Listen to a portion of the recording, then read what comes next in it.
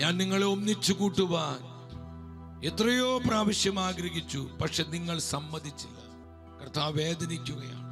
ഒരു മനസ്സോടെ കർത്താവിലേക്ക് വരുവാൻ, ഒന്നിച്ച് കർത്താവിനെ ആരാധിക്കുവാൻ എത്രയോ അവസരങ്ങൾ കർത്താവ് നമുക്ക് തന്നു. നമ്മുടെ സഭയ്ക്ക് വേണ്ടി പ്രാർത്ഥിക്കുക, കണ്ണുനീരോടെ പ്രാർത്ഥിക്കുക.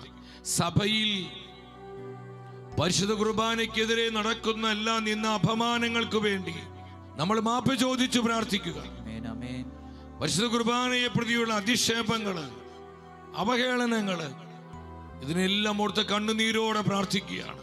ഞാൻ എത്രയോ പ്രാവശ്യം ആഗ്രഹിച്ചു നിങ്ങളൊരു മനസ്സോടെ എന്റെ സന്നിധിയിലേക്ക് വരുവാൻ, നിങ്ങൾ ഒന്നിച്ച് എന്നെ ആരാധിക്കുവാൻ.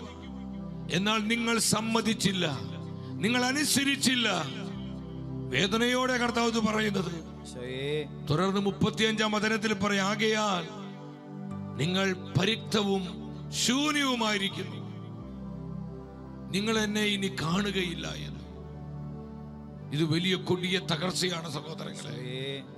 എല്ലാ വിനാശങ്ങളും മാറിപ്പോകുവാൻ, സഭയിൽ സമാധാനമുണ്ടാകാൻ, ഐക്യമുണ്ടാകാൻ, സഭയിൽ സ്നേഹം വർദ്ധിക്കാൻ, സഭ മക്കളെല്ലാം ദൈവവചനത്താലും പരിശുദ്ധാത്മാവിനാലും പൂരിതരാകുവാൻ കർത്താവിന്റെ മുൻപിൽ മാപ്പ് ചോദിച്ച് അനുതാപ ഹൃദയത്തോടെ പ്രാർത്ഥിക്കുകയാണ്.